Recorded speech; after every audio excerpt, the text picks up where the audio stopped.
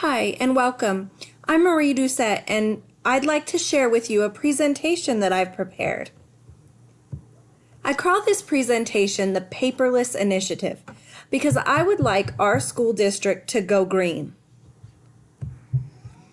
Roughly 833 pieces of paper per student per year are used in United States schools. Mobile computing would limit the amount of paper used in the classroom. This is a huge deal.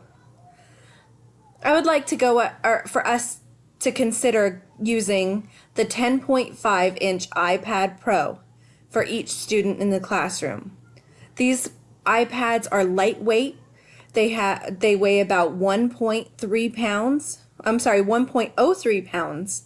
Audio and video on these iPads have a 4-speaker audio and a 12 megapixel camera. They record in 4K video. You can go up to 512 gigabytes, and Wi-Fi compatibility allows you to surf the internet. The total cost of these iPads, it varies depending on the amount of gigabytes you want in the iPad. There are 3 different choices with this iPad, and I have outlined the cost for all 3, with the cost of the 64 gigabyte at $129,800, and the 512 gigabyte, it costs a lot, well, a lot more, at almost $200,000 for 200 students. Implementation for this iPad project, I would like us to consider trickling it down or up from the youngest kids, I guess down from the youngest kids. I would like to start with grades K through 3rd and end with 10th through 12th. And my reasoning for this is that younger children haven't had the ability to use this sort of technology as much as the older kids. So the older kids are a little more familiar with it. They've had a little more time to adjust to it, where I think that younger kids, it's a little more relevant to introduce it to them so that they are a little more successful as they go along in school. Grades K through 3, some people argue that iPad education is inappropriate for these grades, and there have been studies done. And I found a really great quote that I've added to this presentation that says what was uniformly apparent in the case studies was that digital technologies facilitated more complexity, collaboration, and creativity in the activities. And this occurred because children were the ones in control of the devices and therefore their learning.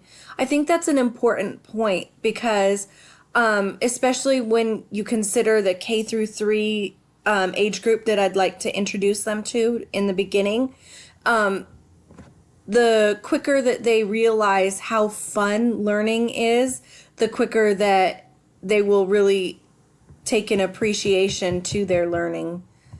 The impact that this will have on students and teachers, compatibility with Google Suite applications, allowing a more virtual classroom. This will help limit the need for paper, ink, and printing and ink for printing and textbooks. Initial investment on technology will be recovered in 6 years for the cheapest iPad and 9 years for the most expensive. And the way I got that figure was that I took the amount that we would spend on textbooks and paper and supplies, and I multiplied it and I divided the amount that we would spend on the iPads by it and got the amount of years. So I think that's an interesting fact. Educational apps will allow children to learn in a game-like fashion, making classroom activities more fun. That's definitely relevant with the K through 3 that I'd like to start with. Fun classroom activities allow them to realize just how fun learning can be.